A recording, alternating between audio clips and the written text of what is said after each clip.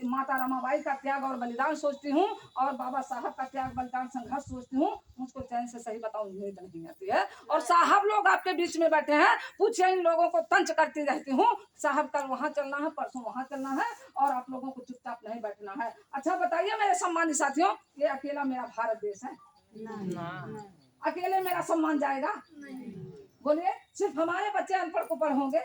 अनपढ़ कुपढ़ की अब भीड़ लगेगी और 5 किलो राशन के लाइन में रहोगे। हम और आप संविधान का लाभ ले चुके हैं तो बचाना किसका फर्ज है बताइए? हाँ, बचाना फर्ज है ना। अगर हम इसको संभाल के बचा के रख नहीं पाएंगे तो दोबारा क्या लागू करवा पाएंगे?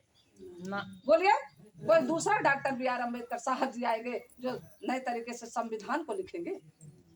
बोलिए, लिखेंगे? नहीं। आज हम उनके बनाए हुए संविधान का लाभ लिए और बचाने की कोशिश नहीं कर रहे हैं। ये हमारी बहुत बड़ी मूर्खता है कि नहीं? अब कहाँ गई आप सबकी आवाज? एक बार तो हाथ उठाए मेरे साथ देंगे। कहाँ गई आवाज? ललक नहीं दिखाई दे रहा आप लोगों के चेहरे पे कि बहन जी अगर मैं ये चूड़ियां पहन करके, ये साड़ियां पहन करके मैदान में उतरी हूँ, आप लोगों का मेरा साथ देने का फर्ज बनता है कि नहीं बनता है? बोलिए, साथ देने का फर्ज बनता है कि नहीं बनता है?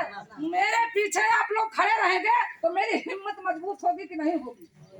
आप लोग तो चाहते हैं कि जो है हमारा संविधान, हमारा रोजगार, हमारा सब कुछ हक अधिकार बच जाए और ऐसे सम्मान से जिंदगी जीते रहें, लेकिन कोई आपके सामने खड़ा होने वाला नहीं है। लेकिन खड़ी होने की हिम्मत मैं रखती हूँ। आप लोग मेरा साथ देंगे कि नहीं देंगे? और साथ देंगे अगर तो ऐसा नहीं आज यहाँ हाथ उठा देंगे, नहीं बहन जी हम आपका साथ देंगे, लेकिन कल से आप लोग इतनी भरी नींद में सोएंगे कि आपकी नींद ये नहीं खुलेगी। सही है कि नहीं? ये जन्मदिन जयंती मनाने से, अरे बाबा साहब माला पहनाने के लिए नहीं है और बाबा साहब मूर्ति में नहीं है।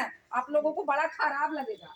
बाबा साहब मूर्ति में नहीं है और बाबा साहब माला पहनाने से इनका सपना साकार नहीं होगा। बाबा साहब के संविधान की किताब को खोलो और पढ़ो, अपने बच्चों के बीच में उनका चर्चा, उनका इतिहास किस्से कहानी के तरीके से, जैसे तब के समय में हमारे पुरखों ने अपने परिवार के बीच में किस्सा कहते थे कि नहीं?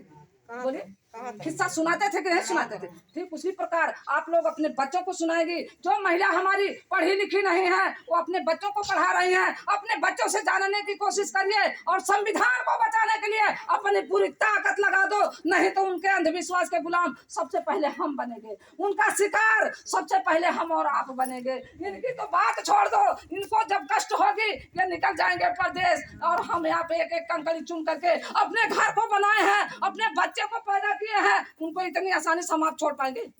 बोलिए, सही है कि नहीं? सही। पूजने की कोई जरूरत नहीं। इनको पढ़िए, इनको सही जानिए, ये है क्या, ये कितना त्याग, कितना बलिदान, कितना संघर्ष, कितना तपस्या, कितनी भूख प्यास त्याग करके हमको और आपको ये लड़ाई लड़ करके अधिकार दिलवा करके तब जाको चैन का नींद सोए, तब जाको चैन का पानी पीने का पाए। अरे हम सभी लोगों ने तो जो है चैन से नींद सोए थे जब संविधान लागू हो गया था, हमको आपको आजादी मिल गई, लेकिन बाबा साहब को मरते दम तक कोई चैन नहीं मिल पाया। मरते दम तक उनको चैन नहीं मिल पाया। वो कैसे व्यक्ति थे? अपने बच्चों को, अरे बसा हुआ चमन उनका उजड़ गया साथियों, बसा हुआ चमन उनका उजड़ गया, लेकिन वो अपने चमन को बसाने के बारे में एक बार नहीं सोचे। क्या आप लोग कभी सोचते हैं? क्या आप लोग कभी सोचते हैं? आज अगर डॉक्टर बी आर अम्बेडकर साहब जी होते, डॉक्टर राम मनोहर लोहिया होते, संत रविदास होते, छत्रपति साहू जी महाराज होते और बाबा साहब बहुजन एकता खड़ी करके उन लोगों से पूछते, आप सभी लोगों से पूछते कि बताओ तुम अपने भारत के किस तरीके से, किस सपनों में देखना चाहते हो, तो आप जवाब दे पाते?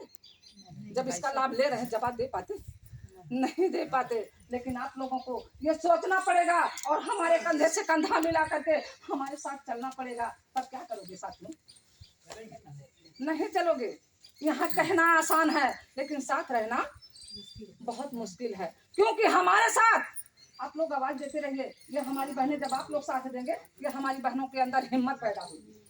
बोलिए, आप लोग जब आवाज देंगे और साथ देने का काम करेंगे तो हमारी बहनें तो ऑटोमेटिक, और आप लोगों को कहीं जाना नहीं देंगे मत।